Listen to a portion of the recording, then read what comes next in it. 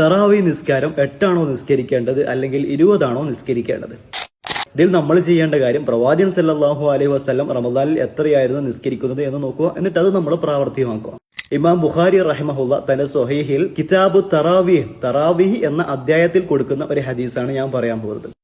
അബൂ സലമ റളിയല്ലാഹു അൻഹു നബി പത്നിയായിട്ടുള്ള ആയിഷ റളിയല്ലാഹു അൻഹയുടെ അടുക്കലേക്ക് വന്നുകൊണ്ട് ചോദിക്കുകയാണ്, കൈഫ കാനത്ത് സലാത്തു റസൂലുള്ളാഹി സ്വല്ലല്ലാഹു അലൈഹി വസല്ലം ഫി റമദാനിലെ പ്രവാചകൻ സല്ലല്ലാഹു അലൈഹി വസല്ലമയുടെ രാത്രി നമസ്കാരം എങ്ങനെയായിരുന്നു? അപ്പോൾ ആയിഷ റളിയല്ലാഹു അൻഹ പറയാണ്, ആദ്യം 4 റക്അത്ത് നിസ്കരിക്കും. അതിന്റെ ഭംഗിയും അതിന്റെ ദൈർഘ്യവും എന്നോട് ചോദിക്കാൻ പാടില്ല എന്നാണ്. കാരണം അത്രക്കും ദൈർഘ്യത്തോടു കൂടിയും ഭംഗിയോടു കൂടിയായിരുന്നു പ്രവാചകൻ സല്ലല്ലാഹു അലൈഹി വസല്ലം നിസ്കരിക്കാറുണ്ടായിരുന്നത്. ഏതായാലും ഇന്നത്തെ സമസ്തക്കാരുടെ പള്ളിയിൽ നിസ്കരിക്കുന്ന പോലെ കുറച്ച് ചെറിയ സുഹൃത്തുക്കൾ ഓതി സ്പീഡിലുള്ള നിസ്കാരം ആയിരുന്നില്ല പ്രവാചകൻ സല്ലല്ലാഹു അലൈഹി വസല്ലമയുടെ നിസ്കാരം.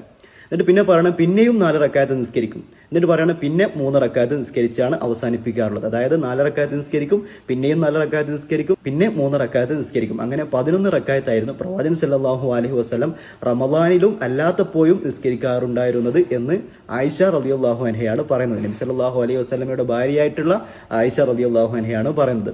അപ്പം 11 റക്അത്ത് നിസ്കരിക്കലാണ് ഏറ്റവും അഫ്ളൽ.